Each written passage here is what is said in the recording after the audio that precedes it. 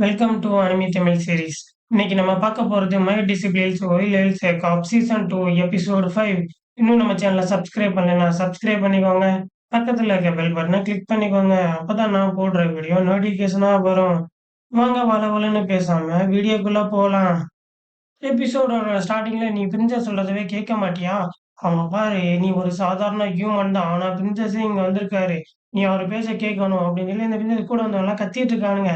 இவனுங்கள பார்க்கும்போது லாங்லியன் கிங்டம்லேருந்து நம்மள காப்பாத்த வந்த மாதிரி தெரியல. இந்த சூழ்நிலைய அவன்களுக்கு சாதகமா பயன்படுத்திக்கிறணும்னு நினைக்கிறானுங்க. அப்படி நான் மட்டும் இத ஏத்துக்கிட்டேன்னு வச்சுக்கோ, அந்த வாழ்க்கை ரொம்ப கொடூரமானதா தான் இருக்கும். இந்த வாழ்க்கைய நான் கண்டிப்பா ஏத்துக்கிறவே கூடாது. என்னால இத ஏத்துக்கிற முடியாதுன்னு நாங்க நெனச்சுட்டு இருக்கும்போதே, "அது என்ன சத்தம்?" அப்படின்னு சொல்லி ஹீரோ கூட இருக்கவன் சொல்றான். "மாஸ்டர் வந்துட்டாரு" அப்படின்னு சொல்லி அங்கருந்து கத்துறானுங்க. ஹீரோ வந்து அவனோட ஷோல்டர்ல ஒரு வெட்டு வெட்டுறான். "நான் வந்து லேட்டா வந்ததுக்கு என்ன வந்து மன்னிச்சிருங்க." கிங்டம்லேருந்து நெறைய விசிட்டர்ஸ்லாம் அங்க வந்திருக்காங்க போலயே! பரவால்ல உன்கிட்டயும் நெறைய ஸ்கில் தான் இருக்கு. என்னோட ஆரோக்கு முன்னாடி நீலாம் ஒரு ஆளே கிடையாது.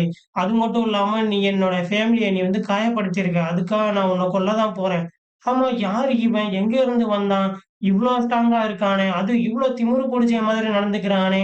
இவன இதுக்கு முன்னாடி பார்த்ததே இல்ல. அவன் பேசுறத வச்சு பார்க்கும்போதே தெரியுது. இவன் பெரிய ஆளா தான் இருப்பான். இவன்கிட்ட நெறைய ஆரோ வச்சிருக்க பவர் வேற இருக்கு போல. நம்ம இந்த இடத்துல இருந்து போயிர்றது நல்லதுன்னு அங்க இருக்கவங்கலாம் பார்த்து பேசிட்டு இருக்காங்க. எப்படி என்னுடைய ட்ரெஸ்ஸையும் மீறி இவனுடைய கத்தி என்னுடைய உடம்புல வந்து பாஞ்சுச்சு. நான் இவ்ளோ ஸ்ட்ராங்கான பாடி வச்சிருந்தும் இவனுடைய கத்தி என்னுடைய ஷோல்டர்ல வந்து இறங்கிருச்சாம்.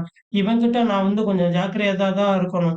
இவனோட ஸ்வாடு அப்படி எப்பேர்ப்பட்ட ஸ்வாடா இருக்கும். சரி வா ஒரு கை பார்த்துரலாம். வா சண்டை போடலாம்ன்னு சொல்லி ஹீரோவ அவன் கூப்பிடுறான். ஹீரோவும் சரி வா உன் கூட சண்டை போடுறதுல எனக்கும் சந்தோஷம் தான். ஆனா இந்த இடத்துல உன் கைய நான் வெட்ட மாட்டேன். உன்னுடைய தலைய வெட்டுவேன். என்னுடைய ஃபேமிலி கிட்ட நீ வந்துட்டு ரொம்ப அரகன்ட்டா நடந்துக்கிட்டேல்ல, அதுக்காக உன் தலைய வெட்டிக் குடுக்குறேன். டேய்! நான் வந்து ஒரு தூதர் தான். என்னைய வந்து கொன்றாத!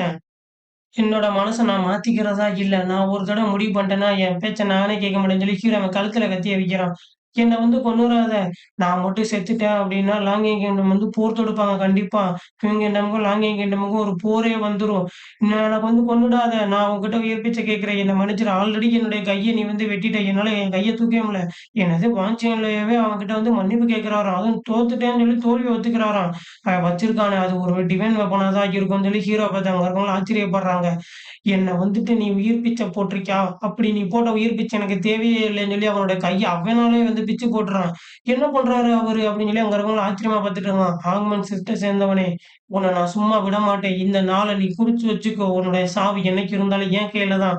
அப்படின்னு சொல்லிட்டு அங்க இருக்கவனும் கிளம்பி போறான். இவன் ரொம்ப திறமையானவனா இருக்கான்.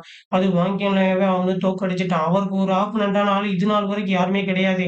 நீங்க தக்க சமயத்துல வந்து எனக்கு வந்து உதவி செஞ்சீங்கன்னு சொல்லி அவன் உல்டாவா அவன் வந்து ஹீரோ கிட்ட பேசுறான். உங்களோட நேம் என்னன்னு நான் தெரிஞ்சுக்கலாமான்னு சொல்லி.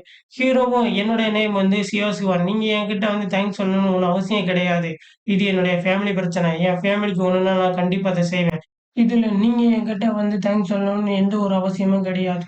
நீங்க இங்கருந்து கிளம்பலாம் பிரின்ஸ். இவன் ரொம்ப ஷார்ப்பான ஒரு ஆளா தான் இருக்கான். இவன் கிட்ட இருந்து இப்ப நம்ம கிளம்புறது தான் ரொம்ப நல்லது.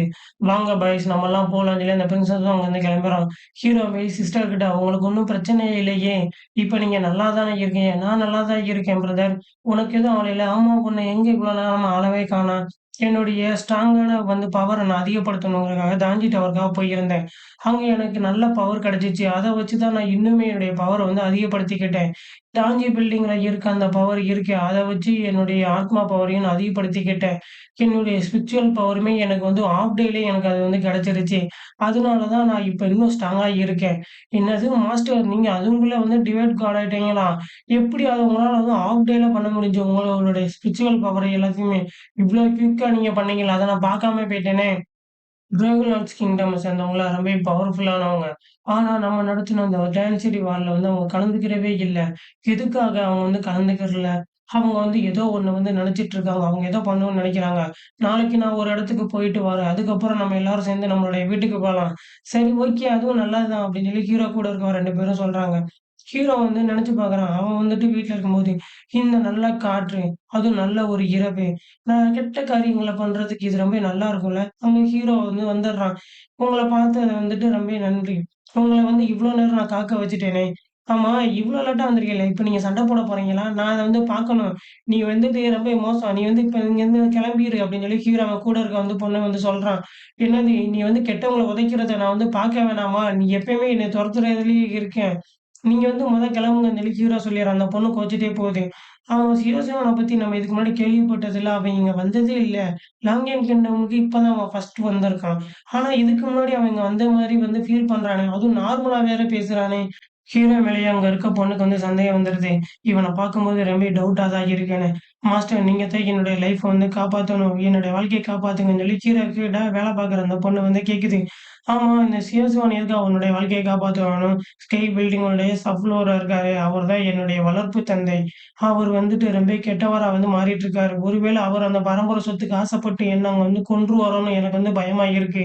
என்னுடைய லைஃப் உங்க கையில தான் இருக்கு. என்னுடைய லைஃப் நீங்க தான் வந்து காப்பாத்தணும். நீங்க அப்படி மட்டும் பண்ணீங்கன்னா, ஒரு மாடியும், ஒரு குதிரையும் போல நான் உங்களுக்கு உழைக்க ரொம்ப தயாரா இருக்கேன்னு ஹீரோ கிட்ட வேலை பார்க்குற பொண்ணு வந்து சொல்லியிருக்கு. அதுக்காக தான் ஹீரோ அங்க வந்திருக்கான். ஆமா, நீங்க எங்களுடைய பரம்பரையா இருந்தீங்க அப்படின்னா, இத எப்படி ஓப்பன் பண்ணணும்னு உங்களுக்கு வந்து தெரிஞ்சிருக்குமே! இதுக்கு நெறைய பவர் வந்து தேவைப்படும்.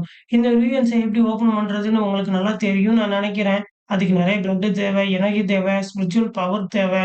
ஆ எனக்கு அது கண்டிப்பா தெரியும். நான் உன்ன ஒரு ஸ்லேவ் ஃபார்ம்ல இருந்து தான் வாங்கிட்டு வந்து வளர்த்தேன்னு சொல்லி, அவன் கூட இருக்க பொண்ணோட கழுத்த புடிச்சு நெரிக்கிறான்.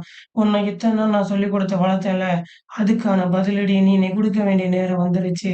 உன்ன நான் வந்து கொல்லப் போறேன். இந்த மாஸ்டருக்கு நீ உன்னுடைய உயிர் தியாகத்த பண்ண ரெடியான்னு சொல்லி, அவன் வந்து அந்த பொண்ணோட கழுத்த புடிச்சு நெரிச்சிட்டு இருக்கான். ஹீரோவும் அங்க தான் நின்னுட்டு இருக்கான். இப்ப அவன் அந்த பொண்ண கொன்றுவானா? ஹீரோ இல்ல அந்த பொண்ண காப்பாத்துவானா? என்ன அப்படிங்கிறத நெக்ஸ்ட் எபிசோட பார்த்து தெரிஞ்சுக்கலாம். இதோட இந்த வீடியோ முடிஞ்சுச்சு காய்ஸ். நெக்ஸ்ட் வீடியோவில் சந்திக்கலாம். டாட்டா! பாய்.